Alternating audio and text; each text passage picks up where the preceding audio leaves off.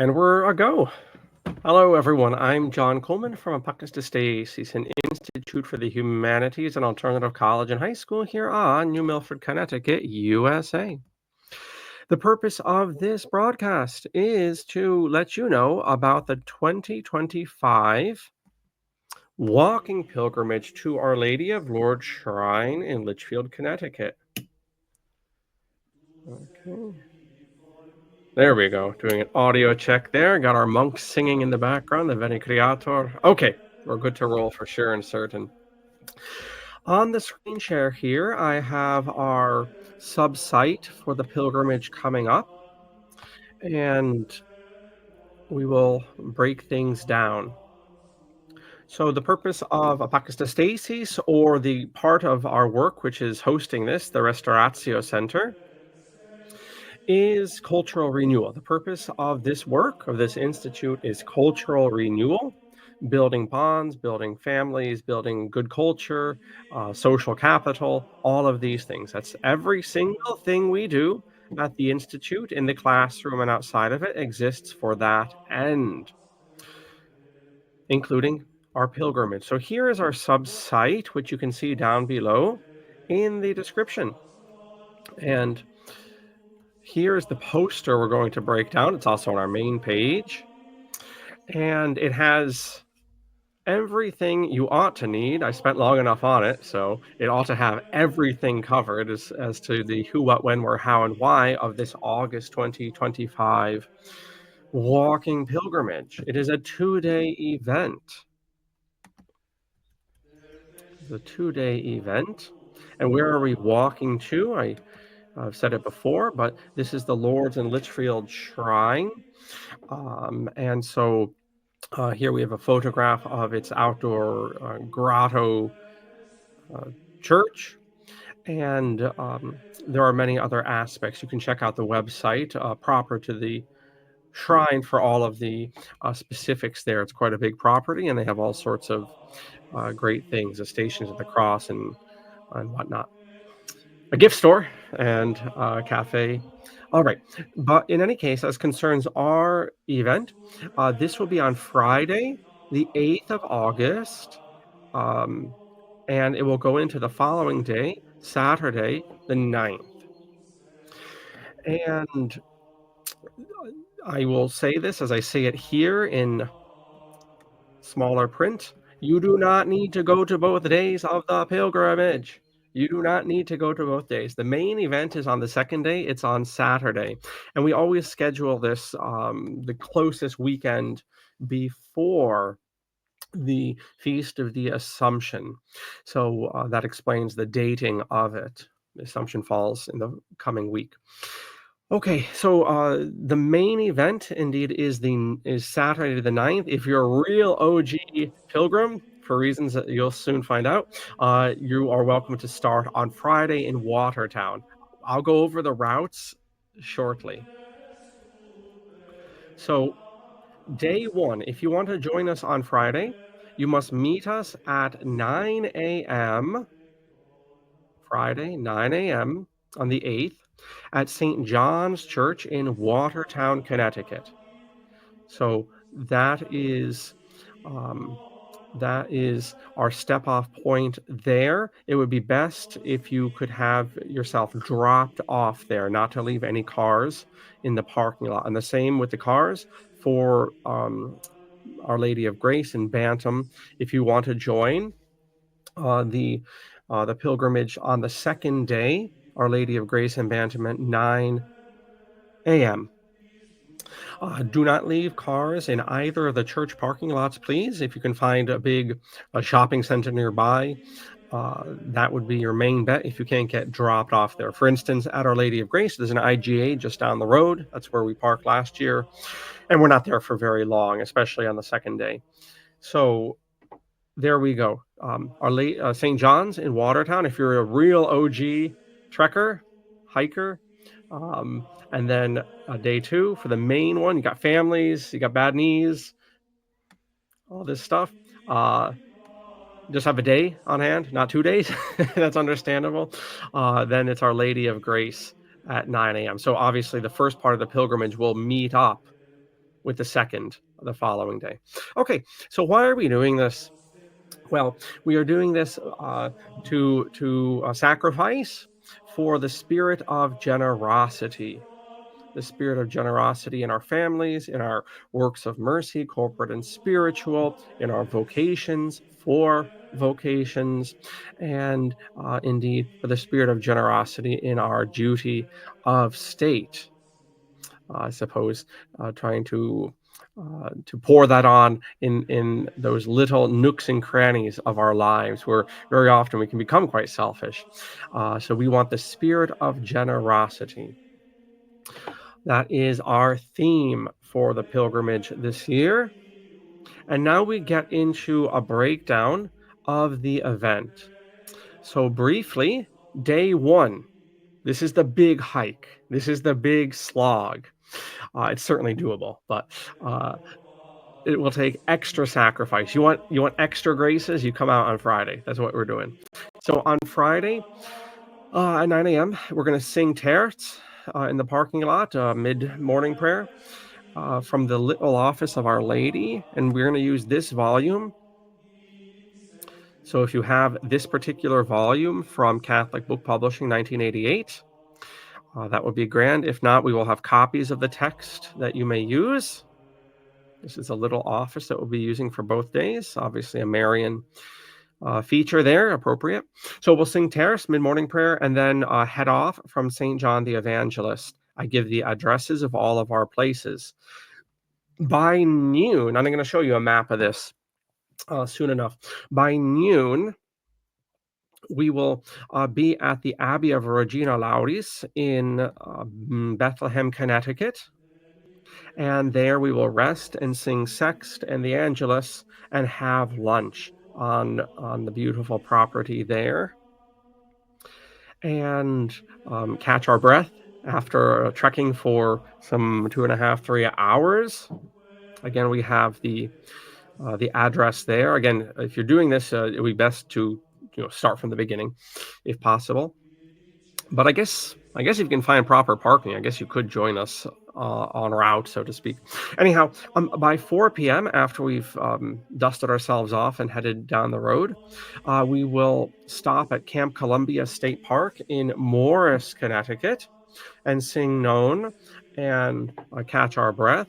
And it is between Regina Lauris and Camp Columbia. This is the longest stretch of day one, certainly, and we will have earned our break by 4 p.m. after 7 hours of travel. Not nonstop, but nevertheless intensive enough.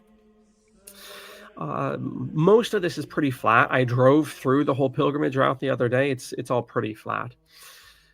Okay, and then after heading off towards Lake Bantam Lake, whatever, by 7 p.m. we will be at the White Memorial Family Campground, and that is where we will stay over. So you have to bring a little tent, or you at least have to have a sleeping bag and some toiletries and things to bed down for the night. It's a little campground there. You can find out about them. All these places have their own proper websites. And that will find us into day two. So at day two, at 6:30, rise and shine, Buttercup. We will sing lauds and have breakfast at the campground, and then we'll be on the road again, like Charles Kuralt used to do, on the road again, and Willie Nelson for that matter. And we will step off at 7:30 from the White Memorial Family Campground. And by 9 a.m., that will find us with the main pilgrimage at Our Lady of Grace in Bantam. And this is where our main body of pilgrims will be. So this needs some logistical pausing here. Obviously, if you're with us on day one, you've either parked your car back in Watertown at a lot that isn't the Church of St. John the Evangelist, probably like a supermarket or something nearby, and you have walked with your toiletries and your sleeping bag and food and whatever. You have walked for the past day to Our Lady of Grace in Bantam in the way just described. Okay. What if you're just going to the Saturday pilgrimage? What's going on there? Okay. What you're going to do is drop off your car at the shrine in Litchfield, and you will be ferried over. We will have volunteers, and you will be ferried over to Our Lady of Grace, which is a few miles down the road. That way, when the pilgrimage is over, you were able to get in your car and drive home. Those of you who are doing the 2-day pilgrimage, you have to see to your own ability to get back to Watertown.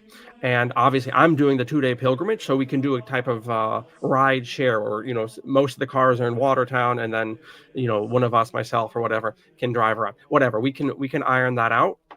And my contact is down below. ApocatastasisInstitute at AOL.com. Restauratio Center at AOL.com is good as well.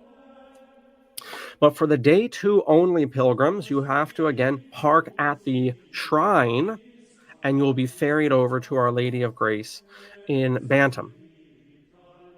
Okay, so at 9 o'clock, we will sing terts, and we will head off. All of us, the big group, however many of those of us who are hiking along, we will now set off at 9 a.m. And I'm going to go over the map, like I say.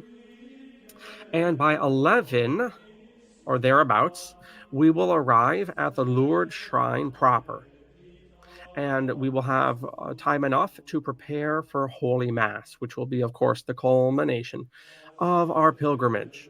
So the main pilgrimage consists of this part that's bolded, and then Holy Mass begins at 11:30 and should knock off around 12:30 or so.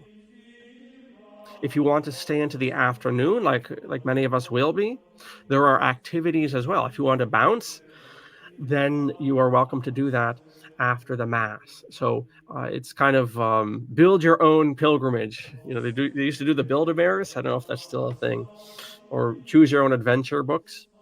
Well, this is build your own pilgrimage. You really want to get that spirit of generosity, to get those graces in, do that sacrifice. You're going to do the 2-day pilgrimage. You got bad knees, you got babies, you don't have time. The boss is giving you a hard time. You're not taking time off, right? That's your day 2 pilgrimage.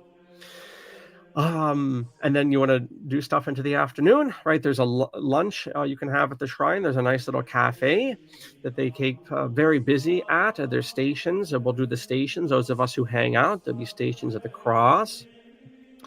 And then mid-afternoon, the shrine authorities have and pray the Holy Rosary and have adoration. After which time we depart, having made a good holy pilgrimage. So that's the schedule, and you can plug into what you're able to do. And like I was thinking on the fly here, ideally you wouldn't, but there really isn't nothing stopping you from joining us en route, on day 1. So even more variable if you wanted. All right, so that's pretty straightforward. Okay, so there are various notes here before we look at the map and the route that we're taking. And so day 1 pilgrims ought to bring everything that we will need to make the journey from Watertown to Bantam, and really to Litchfield proper. This includes food that we'll need for the days. I mean, obviously, there are places along the way, general stores and things, but try to bring everything you'll need. Food, water, clothes, a change of clothes, right? It's a 2-day event. You're sweating, toiletries, bedding, and especially a high visibility safety vest. Those are those neon orange or neon green, typically, sometimes red, sometimes a lighter shade of red. You'll see with reflectors. You've seen bicyclists, if they know what they're doing, they'll have it on. Often it'll be mesh. They're not expensive at all. You can probably buy it for $3, $4. Again, you're not buying it for the fashion of it. You're buying it so that people can see you and I as we're walking along. Day 2, it's not so necessary to have such a vest because we're using the rail trail and greenway, the Litchfield Greenway. But day 1 is a lot on the roads. As I say, I drove the roads the other day. Most of the route that we're taking has shoulders and easements. But at certain points, it is a little bit narrow, and you want to make sure that we can see everybody. Everybody can see us for safety. Again, a lot of the back roads, a lot of the roads that we're using are back roads, so we did keep safety in mind, of course, in plotting the route. Okay, day 2 pilgrimage. The main event again leaves from Our Lady of Grace, and as I say, largely follows the Litchfield Greenway, back streets, and the White Memorial Preserve. So we use a lot of back paths, really, and back streets when we must. So that's a lot, very quiet route. The whole route altogether is quiet, but especially day 2 is that's why it's good for little children. Your little children should not be on day 1, right? Teenagers and up, that's fine, but little children, because of the length of day 1, it's just not going to work for babies and things.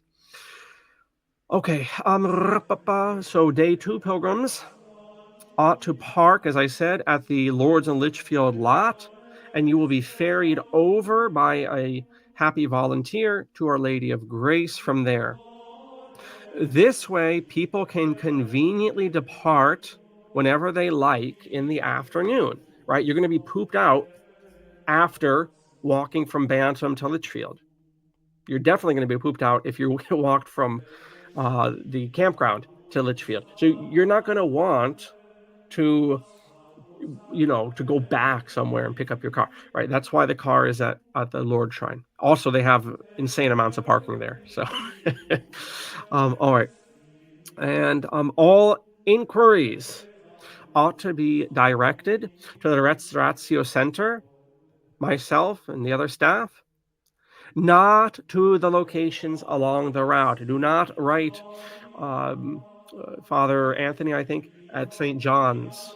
Do not write Father Stu at Our Lady of Grace. Do not write Trent at Lords and Litchfield. Don't write the abbess at Regina Laudis, etc. Don't write the state troopers or whatever for Camp Columbia, or the family preserve, whatever. Write us. We have all the details. We've spoken to them. They're cool with us being at the locations, but we're the organizers. So if you have any questions, just write, and you will get a prompt reply. Okay, here are our maps. Let me see if I can blow this up, because I know this will necessarily appear small on the computer, on the screen share. Okay. All right, this will do. So here's maps for day 1. So this is the long trek, and we're starting all the way down here in Watertown, again at St. John the Evangelist Church, part of Holy Disciples Parish. All the churches are merging up, so the parish is Holy Disciples. The actual property, and this is what you'll find on your map searches and your map books, is St. John the Evangelist. From St. John's, we're going to go down, I believe, Route 6, and our first stop is going to be the Abbey of Regina Laudis, which is a little bit up here, actually. And we'll stop there at noon, as I say. I won't, go down the whole thing. And then from there, our next stretch, as I say, is the longest stretch through the afternoon, from the Abbey of Regina Laudis to Camp Columbia State Park. And we're using a lot of back roads here. It's actually one single road, believe it or not, but it's a very quiet road and very off the beaten track. Want to, use the most quiet roads possible, and so we have. And also, it happens to be the most direct route. So, again, by mid-afternoon, we're going to be at Camp Columbia. We're going to hang out there probably for an hour or so, catch our breath, and then make the final slog around Bantam Lake to our campground in the evening, where we'll sing Compline and have a nice dinner and relaxation, maybe some methylated beverages, if that's copacetic with the campground authorities. But in any case, That brings us to day 2. Again, we're just looking at the map here. So we set off at 7:30 from the property, and then we head up, swing through the IGA in Bantam. Our Lady of Grace is pretty much here where my cursor is. And then that will take us more or less all through here on the Litchfield Greenway, basically here, I should say, right? This is all the Litchfield Greenway. And then we have to use some back streets like Gallows Hill Road and come up a little bit on South Street here just for a brief moment. And then there's an easement that takes us into the White Preserve. And then we're going through the woods with the trails in the park here, right? The very wooded park. And then we come out the White Memorial Preserve in these back roads. And then we head up to Our Lady of Lourdes Shrine, as I say, by about 11 o'clock, catch our breath just in time for Mass at 11:30 and the remainder of our day's activities, including, of course, a visit to the shrine gift store. Okay, so those are our maps there, and I think that that's pretty comprehensive. You can see on this pilgrimage page some pictures from last year and some images of the shrine itself that we took. It was a very nice afternoon, as it will be this year, please God. Here's from the top of the station to the cross, and there's the crucifixion station. There's Our Lady of Grace in Bantam, cemetery there that we'll go around and pray for the souls there. There's part of the Greenway, the Litchfield Greenway. Yeah, so great. And then finally, if you have it, the text of the little office. If not, you'll be provided with a copy. And then I should say, as we're making our way along, we're not just going to be chit-chatting, although I'm sure be some of that, but our main work will be to say the Rosary and the Divine Mercy Chaplet and certain hymns and so forth. So this is a pilgrimage. We're not there to hang out and gab, but rather to pray, and pray we shall. I'm sure we'll get hundreds and hundreds of rosaries in, and we'd have it no other way. Again, this is being hosted by the Restauratio Center, which is a sub-work of Apocatastasис. And this poster, finally, you can get on the pilgrimage site or on our main page. So this is the 2025 Assumption Pilgrimage. If you have the inclination to volunteer, I would be most grateful. As I said, we need people to drive, especially on Saturday morning from the shrine to ferry people over. If you can do that, that would be especially helpful. I imagine if you're elderly and want to participate in the pilgrimage, this would be most appropriate, right? So you're able to help the pilgrimage, but you don't have to tax your legs. And then, you can wait for us at the shrine for Holy Mass and the rest of your fellow pilgrims to join. So I would imagine that, or if you're a mother with a young child, or a father with a young child for that matter, and you're limited into that mobility, you have to take care of the child. Again, we need those kind of circumstances. I imagine would be especially useful on both ends for ferrying people over. Additionally, we will need some help coordinating, especially day one pilgrims. So if you want to go on the first part of the pilgrimage, let's talk about ride sharing and things like that, and coordinating our cars and saving our gas and all of this stuff, and not having to take more cars than we need. And if you have finally, by way of volunteers, I need help. We need help getting the word out about this pilgrimage. In time, this will be an event everyone knows about, but that's not going to happen unless you and I get the word out. And I need people to help me with that. I need you to bring this up to your parish priests and deacons, to your youth groups and rosary groups and soup kitchen people, and all of this stuff, and people you wouldn't normally think would be interested in this. right? You might have people in your life that you wouldn't suspect would be up for an event like this. Why don't you ask them? Spread this around your families on social media where appropriate. All of this stuff. I need help getting this out. The purpose of Apocatastasis's is social restoration and renewal in the classroom and outside of it. And I cannot think of a better way to do that than with a holy pilgrimage like we've been organizing all these years. All right. So with that being said, we'll put the bird down. And I thank you for your attention and for your interest. And hey, why don't you enroll in Apocatastasis's and the Restauratio Center after you take the pilgrimage? Got to get the plug in. Thanks so much. Bye bye.